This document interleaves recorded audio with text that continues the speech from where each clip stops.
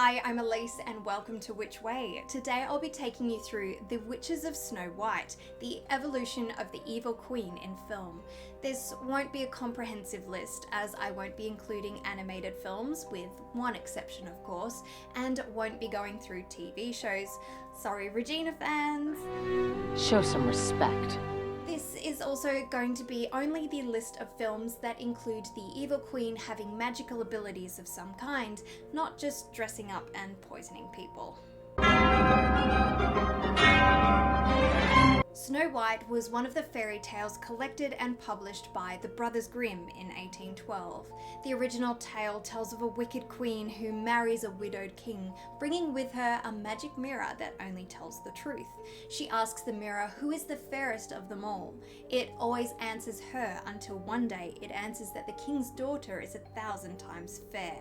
With hair as black as ebony, skin as white as snow, and lips as red as blood, Snow White is now the fairest in the land. So starts the queen's quest to rid herself of her stepdaughter, who apparently in this tale is only 7 years old.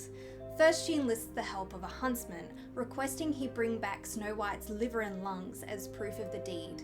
He indeed brings back the requested organs, and the queen feasts on them, before again asking her mirror who is the fairest of them all. This is when she finds out the huntsman let Snow White go, and she is now living in the forest where the 7 dwarves dwell. So she takes things into her own hands. Using the power of witchcraft, she tries 3 times to kill Snow White, suffocating her with laces, using a poison comb, and finally ridding herself of Snow White with the apple.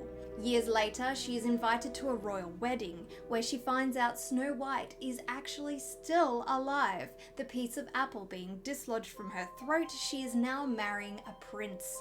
They have iron shoes being heated over hot coals, ready and waiting for the queen. She is forced to wear them and dance till she drops dead. What a way to go. The very first film adaptation I could find of this fairy tale was the silent film Snow White, released in 1916. The beautiful silver screen queen Dorothy Cumming takes on the role as evil queen, though she is not the witch. Given her magic hand mirror and her beauty by Witch Hex, portrayed by Alice Washburn, who asks for Snow White's heart in return. This film has the cutest little Snow White, look at her. With the help of Witch Hex and her witchcraft, the queen tries the poison comb and the apple. It's a charming film, though the witch's cat familiar is terrifying. The first and only animated film on this list, because it is so well known, is Snow White and the 7 Dwarfs, released by Disney in 1937. The iconic evil queen is voiced by Lucille Laverne. After hearing from her magic mirror that the huntsman let Snow White go, she heads down to her witch's lair with an assortment of black magic books. She turns straight to witchcraft and makes the disguised potion a very memorable scene. She only tries one method, the apple. 1970's Snow White and the 7 Dwarfs is a Turkish live-action remake of Disney's 1937 animated film. The queen is portrayed by Belgian Duroc, turning to witchcraft and again only making use of the poison apple.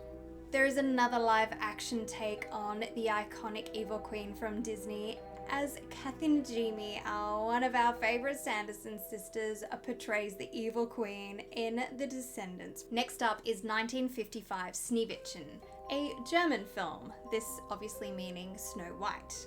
The jealous queen is portrayed by Addie Adametz, who, after consulting her magic mirror, very suddenly turns to witchcraft, only after failing with a suffocating belt and poison comb, finding a spell in her book of witchcraft to create the apple, wands and all. In 1961, the well-known slapstick comedy trio even got their own version of this fairy tale in Snow White and the Three Stooges. The Three Stooges replaced the 7 Dwarfs, and Count Ogre, portrayed by Guy Rolfe, specialises in the black arts, assisting the evil queen with her quest for vengeance. Portrayed by Patricia Medina, she is quite stylish until Count Ogre creates a potion to transform her into a witch, quite literally, which apparently means looking like this. Cue the poison apple. Fairy tale theatre takes on many a fairy tale, and in 1984 it was Snow White's turn. The Queen was amazing, portrayed by Vanessa Redgrave. I get very Camelot vibes from her outfit. She jumps straight into witchcraft and tries both suffocation and the poison apple. I love the take on the magic mirror, with Vincent Price having to put up with the Queen's crap.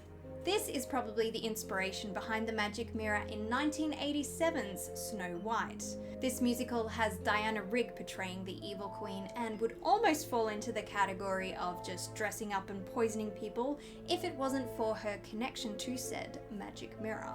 Her disguises are problematic. But I have beautiful comb. May I show you one? She tries all three methods of suffocation, comb, and apple. In 1992, we get our first horror take on this fairy tale in Snow White, A Tale of Terror.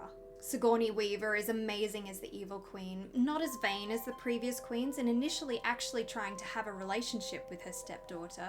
Jealousy, loss, obsession, and madness take this queen back down the path of witchcraft.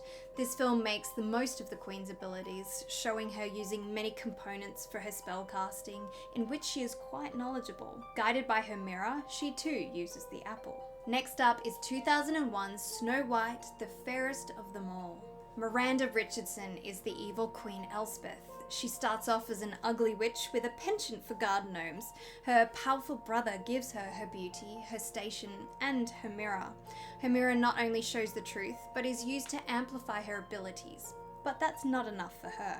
Tired with her old king, she turns her attention to the young prince, but Snow White stands in her way. Mirror, mirror in my hand, who is the fairest? I am the fairest. She tries both suffocation and the apple. An apple. The original sin. 2005's The Brothers Grimm took inspiration from many of the Grimm fairy tales, Snow White being among them, with the evil queen being portrayed by Monica Bellucci. Who's the fairest of them all now? Obsessed with her beauty, she uses her magic to live forever and locks herself away in a tall tower while plague is ravaging the kingdom. Though eternal life doesn't mean eternal youth. In 2012, we got a whole 3 Snow White films. Grimm's Snow White tries a different take, replacing dwarves with elves. The Queen, portrayed by Jane March, only tries an enchanted ring, no apple here, and steals her power from the elves. But she wants its source, the Viridian Flame, a fallen star from which the elves were born. Unfortunately, also born from the star are these horrifically CGI'd lizard creatures. Also, Snow White is blonde. Luckily, a few months later, Mirror Mirror comes to the rescue. Julia Roberts' evil queen is not only obsessed with youth and beauty, but wealth and opulence, for which she heavily taxes the people. Snow White fights back against the queen. The magic mirror is the source of the queen's power, for which she will eventually pay the price. She too tries the apple. The final film of 2012's, and probably my favourite of the 3, is Snow White and the Huntsman. Charlize Theron's Queen Ravenna is inherently much more powerful than our previous queens, though she still gives the apple a go. She not only uses her own abilities, but commands an army, but so does Snow White. The magic mirror is gorgeous, if impractical, and the evil queen is given much more of a backstory. So much so, it was rewritten in 2016's sequel/prequel, Huntsman Winter's War. Drop her brother and add in a sister, the Ice Queen Freya, who is portrayed by Emily Blunt. Queen Freya rules the north with her huntsman and is on a quest to take the south, turning everyone's heart to ice, just like she herself was forced to do. Always living in her sister's shadow, she wants to keep what is rightfully hers. Did you say something? This is my kingdom. Of course it is.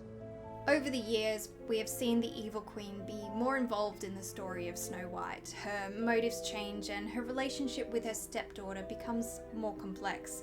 I did notice, however, that in the end, in her quest for vengeance, she sacrifices her beauty, what she held above all else, to achieve her ends. So in the end, it was vengeance and not vanity that was her downfall. That wraps up 100 years of Snow White, and it's not over yet. Apparently Disney will be giving Snow White and the Seven Dwarfs a live-action remake, but it's been held back due to obvious filming restrictions. Who was your favourite evil queen? Let me know in the comments below. Make sure you follow me on Instagram and Facebook for some extra content, and remember to like and subscribe to keep up to date here on The Witch Way. Thanks for watching.